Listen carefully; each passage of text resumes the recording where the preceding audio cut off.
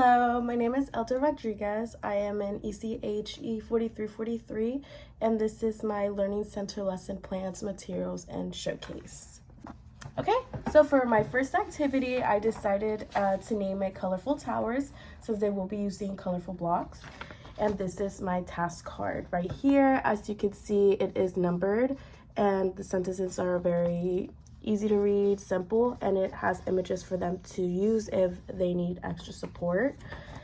So basically it says pick your 2 color cube groups. So it would be, I already have my cubes, so it would be like this. They do not have to be in towers, they would just be like little groups on the table as shown on here.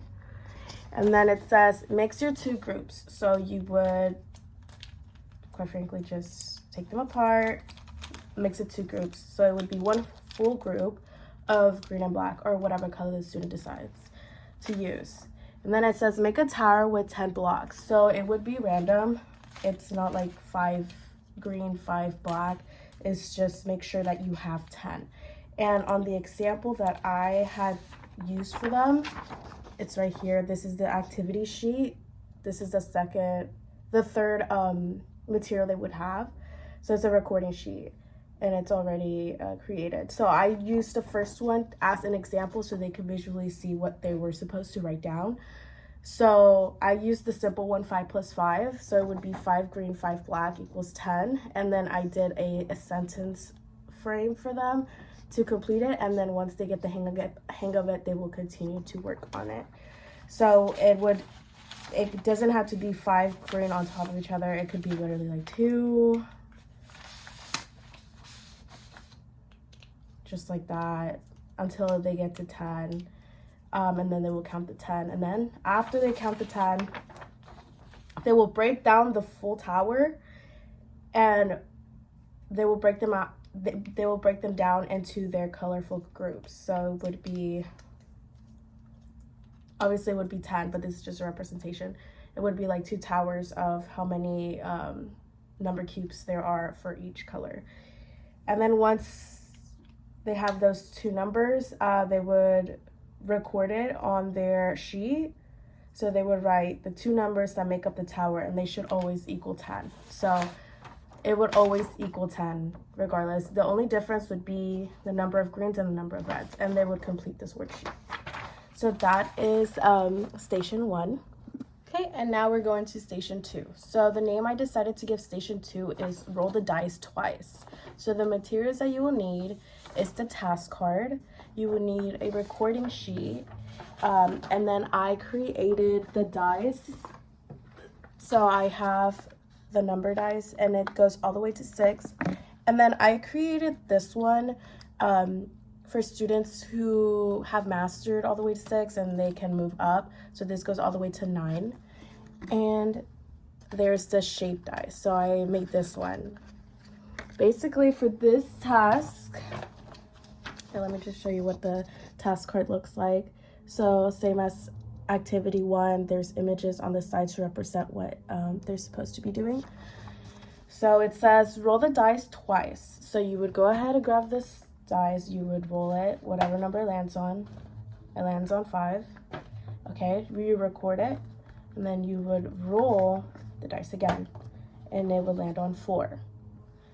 So I already have it written down just because I filled out the first part just so they could see what they're supposed to be filling out, how it's supposed to look like. So when they roll, it has to, I did it all the way down. So it's number roll 1, number roll 2. So they would write 5 and then 4. And then as you can also see here, it says shape roll 1 and shape roll 2. So now they can go ahead and grab their shape. It rolled and it landed on circles or an oval. And then I did it again and it rolled on a star. So I went ahead and wrote it down. So that's how they would be doing it. And then it says, yeah, so now you roll your dice. It says write down the number, the 2 numbers it landed on. So I showed that. Now roll your shape cube twice. We did that. Pair each shape with one of your numbers. And on the image here, I already showed that I am pairing 5 and star and 4 and circles. And if I showed you on the recording sheet, it says right there. Now, since I've already paired the numbers with the shapes, draw each shape as many times to represent the number. So I also did it on here. So 5 stars for circles, but I also provided the example again on the recording sheet right there. And then they all have a little square so they can put the total.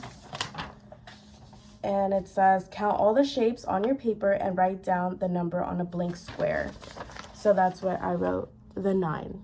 And that's my example for them. And since they are reading the task and following the directions and looking at the recording sheet, they'll be able to realize, understand what they're supposed to do and continue to fill out the rest, the empty ones. And that is my activity 2. Okay, and then for my last activity, I decided to name it Snack Shop. I wanted to do something that involved an experience that they have had. Obviously, all kids have gone to the grocery store or they know how to count snacks, stuff like that. So I decided to do Snack Shop. So this is gonna be my task card, and this is the recording sheet. I have the cards that represent different kinds of snacks. I will have them as color, but I didn't have ink. And then the number cards. So the number cards go all the way to 10. Those are colored. Okay, so for the task card, it says pick a number card. So I decided to go with 7. Then it says choose 2 snacks, and I represented a strawberry and a banana. And then it says use 2 numbers to represent your original number card. So I used 5 and 2. 5 plus 2 is 7. Assign a number to a snack and draw it that many times. So since there's 5 and 2, I did 2 bananas and I drew 5 strawberries, right? And then you would tell a partner what you made. So you would discuss it with a partner and share your 2 numbers that you decided to use to represent your original card. For this one, I did not write an example since I did kind of specify it and gave it images to represent every single step. I did do that for the other 2, but I feel like this one was a little bit not too simple, but it was easy for them to follow. So I did not write down or give them an example because I want them to write it how they would do it. And honestly, it would really just look like an original number, the 2 numbers, and then the representation. So the 2 bananas and the 5 strawberries. So I have my cards here that the student can choose from. So let's say 7. That's what I did. And then for the snacks, I didn't only do fruit just because I know, kids like chips and cookies and stuff. So I did goldfish, I did animal cracker, Pop-Tarts, strawberry, a bag of chips, an apple, blueberry, and banana. So those are the snacks that I did. Obviously, there would be more different variety of snacks for them to choose, but I just wanted to give a little bit of examples, not too many. So that is my station 3.